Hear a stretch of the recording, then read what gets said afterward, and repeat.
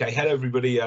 Welcome to this session where myself and Nick are going to be talking about the thought process and some of our ideas around the upcoming MAT development series. So between Browne Jacobson and IMP Software, we've put together a series of events to help MATs think about their readiness for growth, operational effectiveness, levelling up, recovery, all things MAT growth and development.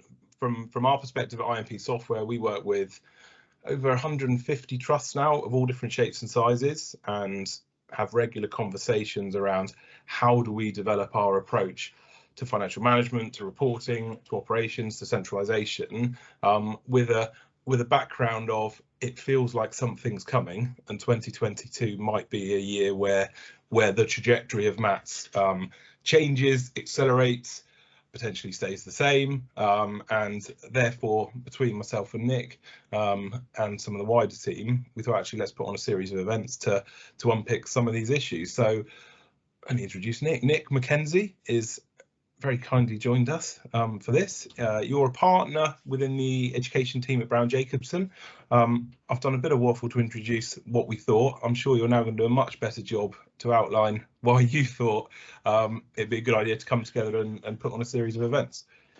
Morning, Will. Yeah, good to join you today. I think one of the key reasons actually was it felt like the right time to try and reconnect with people, and also provide an opportunity for us as organisations to connect with our clients, but also to enable schools and academies to be able to connect with others. Because I think it's been quite difficult in terms of over the last 2 years, the number of events, conferences, opportunities to just connect, collaborate, share ideas has been challenging. I mean, looking at the landscape as well, we're obviously conscious you've got a white paper coming up, and when exactly that will land and what spring might look like, whether it's actually summer, that feels like it will inevitably impact. But to be honest with you, from my perspective and the work that we're doing, I think there's probably, if I could call it this, sort of pent-up demand or a desire to get to some issues that people haven't been able to get to because of the pandemic, under the sort of broad auspices of organisational design, and trying to actually do perhaps some of that work from stepping back a bit rather than dealing with the fires in front of you. So we thought it was from our perspective, an ideal time to just start to talk about some of these themes that we're seeing to come to. And I suspect we might talk about it a bit later this morning, Will, but centralisation and trying to get to grips with what the centre looks like is something that's a theme that's coming up more and more. So for me, it was that reconnecting, providing an opportunity for colleagues to network with others, but also to start to explore some of those more strategic organisational design themes that perhaps you hadn't had the time to focus on as much as you'd have liked the last couple of years. How about yourself, Will? I think similar. I mean, not just the desire to get out and about after a couple of years pretty much in this room. I know a lot of the sector's feeling the same. I think in the early probably 6 months there was a huge shift to virtual information, webinars. It feels like the energy for that is not perhaps waning, but it needs to be really specific content to attract the interest. And I think that's just because there's interest in providing information, but actually what I think people have realised the most is that the most value you get from going to events or conferences is not listening to you or I. No offence. It's the meeting colleagues. It's the understanding other people's questions, and that aspect is just missed. And the ability then to create relationships with other people that are in similar positions. No competitive element because geography is less of a thing. And so for us, the bits that we're quite excited to address is the quite fast evolution of, I don't even want to say the words gag pooling because I think that gets a bit of a bad press, but financial pooling and how multi-academy trusts can organise themselves around making sure need is driving the allocation of resources rather than an arbitrary funding agreement that varies by area, is impacted by all sorts of factors. The ability to actually say, well, look, we know our schools and our children, all of our learners better than anybody else. We've put together our school and trust improvement plans. How do we organise our finances to be an enabler of what we want to do in terms of the trust development piece? And that is an area that we get a lot of interest, and there's lots of trusts that are doing good things in that space. There's a whole subsection of trusts that feel that they want to be part of that because it just resonates in terms of the challenges that they have. And then many start going down the route and fall at the first hurdle because of objections from local governing bodies, from head teachers, or growth is a big part of their strategic development. And in order to grow, there's a feeling that, well, we can't say we're going to take all of your money in financial pool because that's not very attractive for joining schools.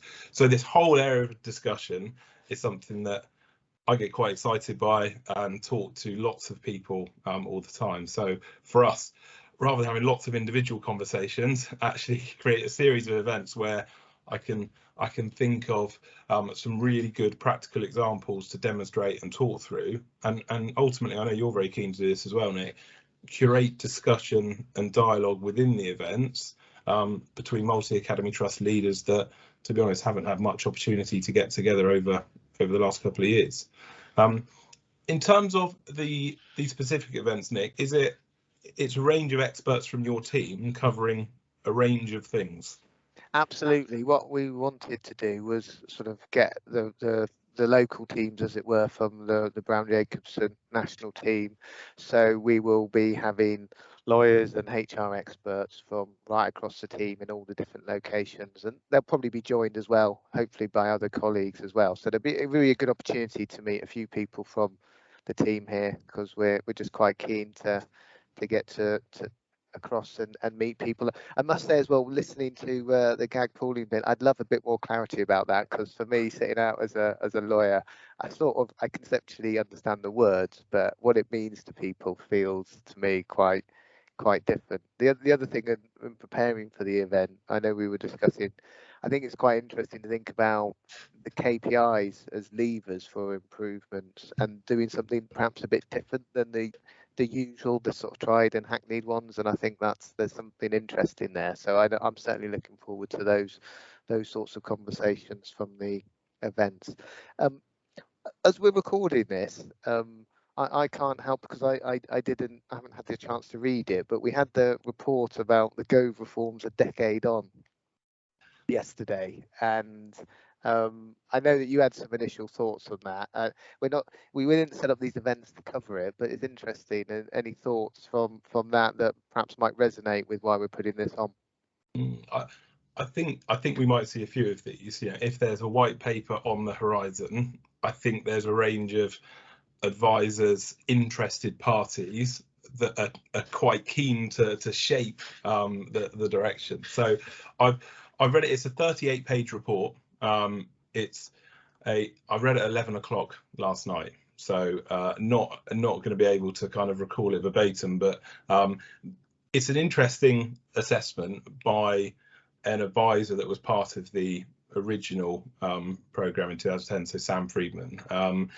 There are some interesting points in there around, I think there's a fair assessment around the current position around some of the challenges, and it echoes some of the things, I don't know, that we've spoke about, but I've heard around creating more oversight for multi-academy trusts rather than school as an entity. The bit that jumped out to me immediately, kind of above everything else, was around bottom-up accountability, and I think Schools Week jumped onto it around schools being able to ask to transfer a trust as part of the conclusion. And I don't know how much of that was a nod to, well, in order to accelerate the trajectory, we need to add an element of that because otherwise we're not just going to get there, or whether that's a good idea, or whether that, from a lawyer's perspective, is something that would create you lots of work.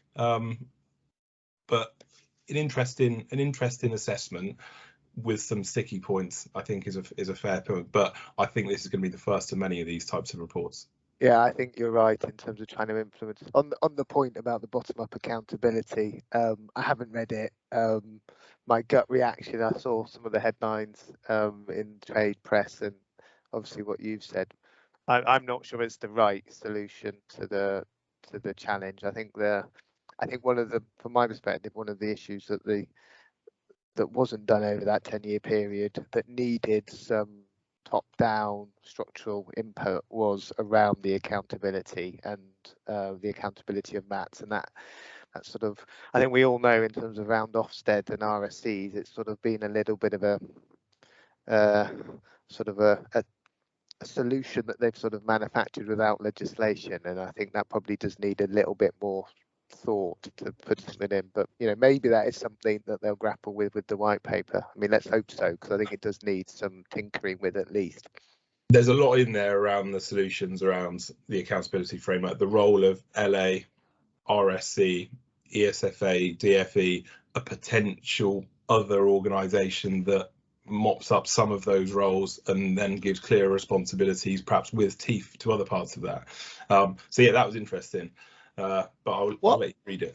On the accountability thing, one thing would be interesting is when we have the events, is what the audience feel in terms of they've done over the pandemic, because I think schools have had to, because of home education and remote education, that there's been that sense of more connection with the communities and the parents, families knowing a bit more. It'd be interesting to see after that sort of mass unintended experiment where that sort of accountability of bottom up to parents and to pupils goes next, and what schools have learned and what they want to take forward, because that would be interesting as well, rather than a solution from the top. But that's something I'm curious about. What school, we've heard a lot in terms of schools have reached out and been very active in their communities to help through the pandemic. And okay, yeah, where does that go once we settle back into the rhythm of things, as the pandemic ceases to be so disruptive to everyday life?